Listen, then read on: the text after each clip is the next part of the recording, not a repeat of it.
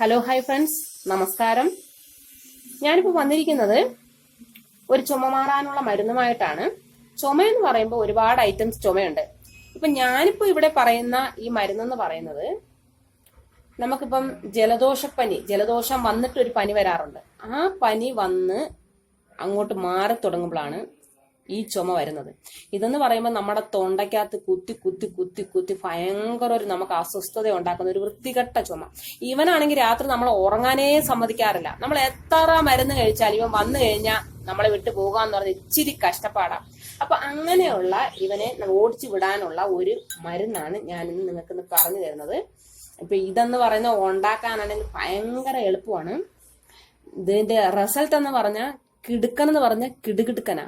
ഇപ്പൊ നിങ്ങളിത് 5 ദിവസം അടുപ്പിച്ച് രാവിലെ ഭക്ഷണത്തിന് മുൻപും രാത്രി ഭക്ഷണത്തിന് ശേഷവും കഴിച്ചു കഴിഞ്ഞാൽ ഉറപ്പായിട്ട് നിങ്ങളുടെ ചുമ മാറുന്നതായിരിക്കും. അപ്പൊ ഇത് കയ്യിരിക്കുന്ന ഈ സാധനം കണ്ടല്ലോ, ഇതാണ് നാരങ്ങ, ചെറുനാരങ്ങ. അപ്പൊ ഇത് നമുക്ക് ഉണ്ടാക്കാൻ വേണ്ടിയിട്ട് വേണ്ടത് പകുതി നാരങ്ങ. ഈ നാരങ്ങയുടെ പകുതിയാണ് നമുക്ക് വേണ്ടത്. പിന്നെ 1 സ്പൂൺ തേന്, ചെറുതോ വലുതോ അത് നിങ്ങളുടെ ഇഷ്ടം. പിന്നെ വേണ്ടത് വെള്ളം, കുടിക്കാൻ പാകത്തിന് ചൂടുള്ള വെള്ളം. ഈ 3 സാധനങ്ങൾ മാത്രം മതി ഈ ചുമയെ നമുക്ക് ഓടിച്ചു വിടാൻ. അപ്പൊ ഇത് എങ്ങനെയാണ് ഉണ്ടാക്കുന്നതെന്ന് ഞാൻ കാണിച്ചു തരാം. അപ്പൊ നമ്മൾ ആദ്യം നാരങ്ങയുടെ പകുതി എടുക്കണം. നാരങ്ങ ചെറുതാണേലും വലുതാണേലും പകുതി മതി. കാരണം വെറും വയറ്റി രാവിലെ കഴിക്കുമ്പോൾ ഈ ചെറുനാരങ്ങയിൽ അടങ്ങിയിരിക്കുന്ന സിട്രിക് ആസിഡ് നമുക്ക് അൾസറൊക്കെ ഉണ്ടാക്കാനുള്ള ചാൻസ് ഉണ്ട്. അപ്പൊ അതുകൊണ്ട് ഇത് പകുതി എടുത്താൽ മതി. ചിലപ്പോൾ രാത്രി വേണമെങ്കിൽ നിങ്ങൾക്ക് 1 നാരങ്ങയൊക്കെ എടുക്കാൻ കുഴപ്പമില്ല. രാവിലെ ഇത് പകുതി മാത്രമേ എടുക്കാറുള്ളൂ. ഇപ്പൊ ഞാൻ എടുത്തിരിക്കുന്നതിൽ ഇപ്പൊ ചാറെന്ന് പറയുന്നത് വളരെ വളരെ കുറവാ. അപ്പം ഇതിപ്പോ നമ്മളൊന്ന് ജസ്റ്റ് പിഴിഞ്ഞിടണം. എടുത്തു. പിന്നെ 1 സ്പൂൺ തേന്,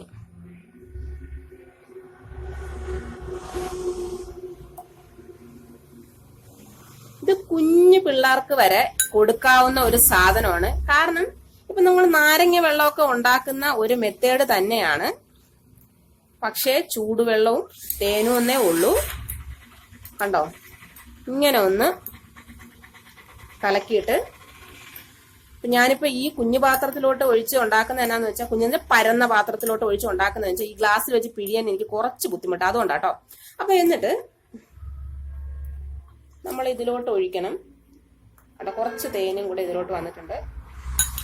നിങ്ങളുടെ ഇഷ്ടത്തിനനുസരിച്ച് ഉണ്ടാക്കാം. ഞാൻ ഈ ഉണ്ടാക്കുന്ന മെത്തേഡ് നിങ്ങൾ നോക്കേണ്ട കാര്യമില്ല. ഈ ഐറ്റംസ് മാത്രം നിങ്ങൾ നോക്കിയാൽ മതി.